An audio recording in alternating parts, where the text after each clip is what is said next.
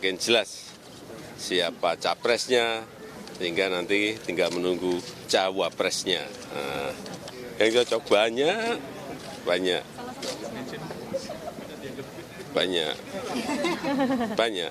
Ada Pak Erik, ada Pak Sandiaga Uno, kan banyak kan.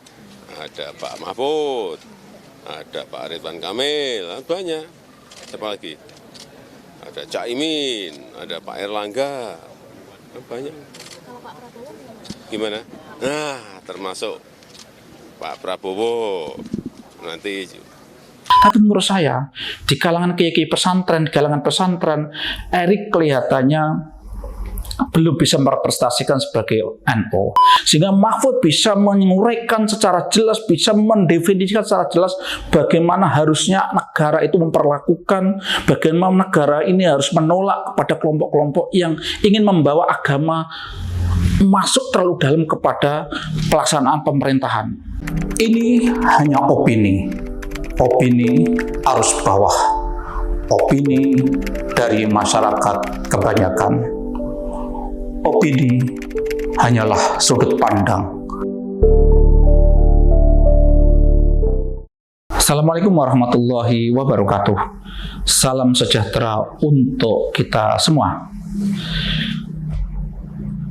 Bagaikan perlombaan, Pilpres 2024 itu pesertanya itu sekarang semakin jelas.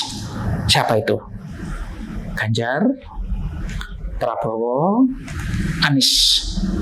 Tapi meskipun tiga itu sudah lumayan jelas, tapi menurut saya tingkat persentase kejelasannya itu beda.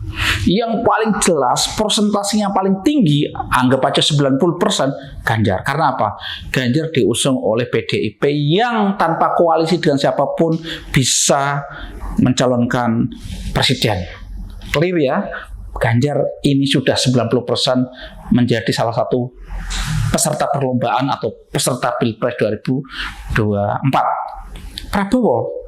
Kalau Prabowo itu ya menurut saya 70-80% menurut saya. Karena apa? Prabowo sudah punya teman koalisi dengan PKB. Bahkan ada mungkin Golkar akan bergabung. Oke, Prabowo tetap 70%, 80%. Oke. Artinya kemungkinan bubar ada, tapi mungkin kecil.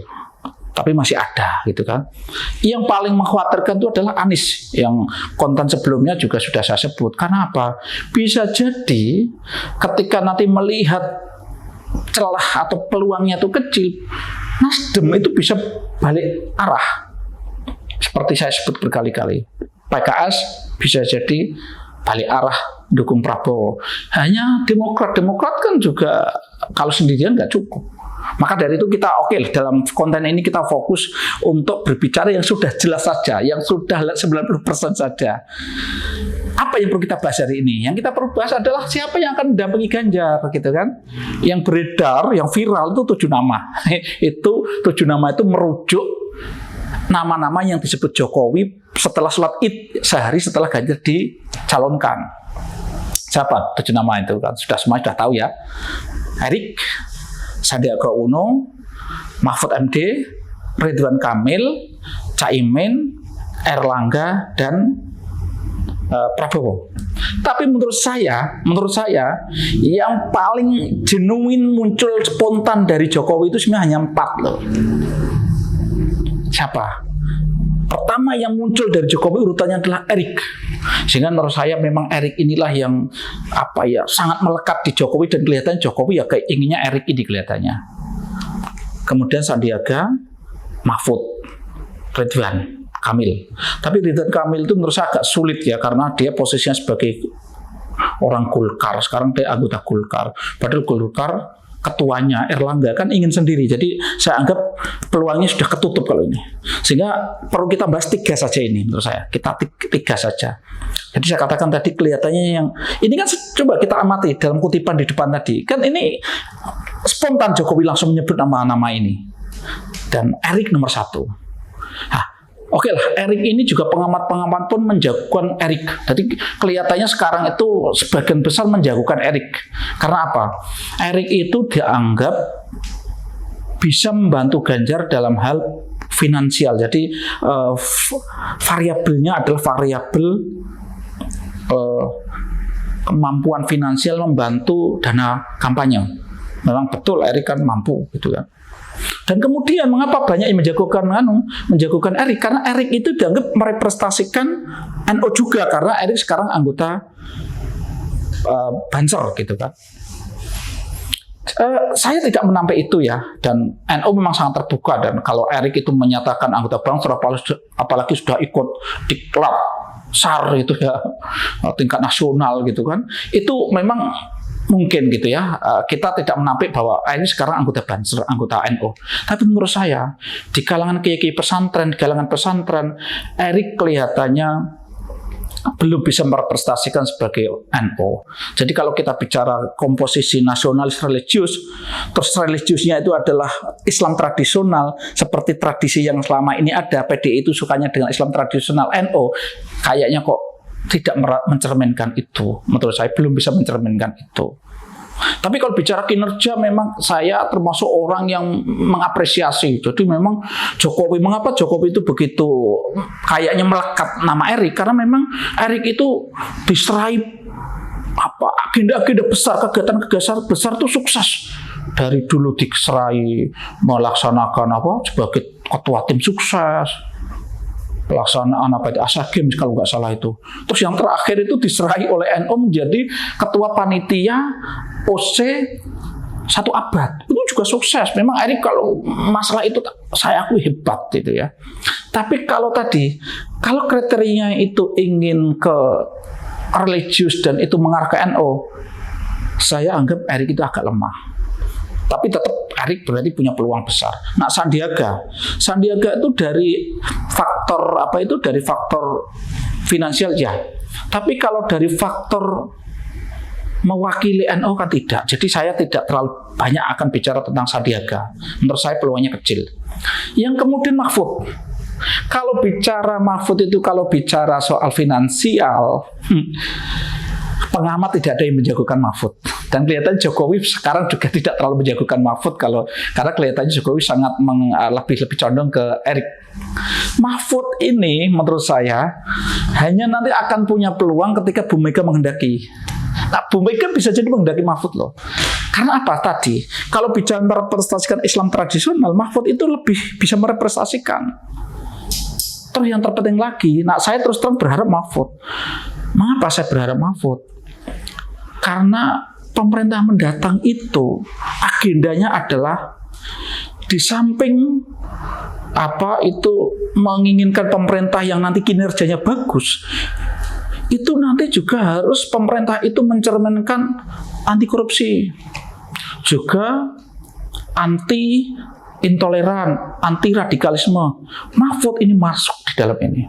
Dia cukup memiliki referensi kuat dalam konteks hubungan Islam dan negara, sehingga Mahfud bisa menguraikan secara jelas, bisa mendefinisikan secara jelas bagaimana harusnya negara itu memperlakukan, bagaimana negara ini harus menolak kepada kelompok-kelompok yang ingin membawa agama masuk terlalu dalam kepada pelaksanaan pemerintahan. Mahfud bisa. Kalau Erik saya pikir tidak terlalu bisa itu. Erik lebih ke faktor ekonomi. Satu. Terus kedua, jelas Mahfud itu akan merepresentasikan anti korupsi. Sehingga ketika Mahfud ini dipasangkan dengan Ganjar, akhirnya rakyat ini seperti saya ini seakan-akan diberi harapan bahwa mendatang itu pemerintah yang akan dibangun oleh PDIP adalah pemerintah yang bersih, pemerintah yang menginginkan korupsi itu dihilangkan atau ditekan lah minimal. Itu Mahfud. Cuma tadi kalau bicara finansial itu Mahfud tidak ada. Jadi menurut saya, ayo kita ini kita ini bareng-bareng ya, kita ini bareng-bareng. Jadi kalau Mahfud ini peluangnya hanya satu, kalau Bu Mega menghendaki. Dan saya kok masih punya feeling bisa jadi Bu Mega menghendaki. Kenapa alasan saya kok punya harapan Bu Mega menghendaki Pak Mahfud? Karena kalau tadi bicara finansial, logikanya selama PDI itu berkuasa 10 tahun, saya yakin mesti ada manajemen saving, men-saving dana untuk persiapan Pilpres. Jadi saya yakin PDIP itu tidak miskin-miskin amat. PDI itu partai besar, saya yakin sudah cukup mampu membiayai kampanye. Jadi kalau saya yakin PDI punya dana cukup sehingga tidak terlalu memilih orang berdasarkan kekuatan finansial. Dan Mega karakternya seperti itu. Nah, Mega kelihatannya lebih condong berpegang pada ajaran Bung Karno bahwa Indonesia itu harus nasional religius, dan religiusnya itu Islam tradisional tadi. Maka ini menurut saya bisa memprediksi atau saya masih punya harapan Bu Mega akan memilih Mahfud, gitu loh. Dan yang perlu dicatat, kalau sudah PDIP itu Mega memutuskan Mahfud tadinya, PDIP itu akan spontan akan satu komando.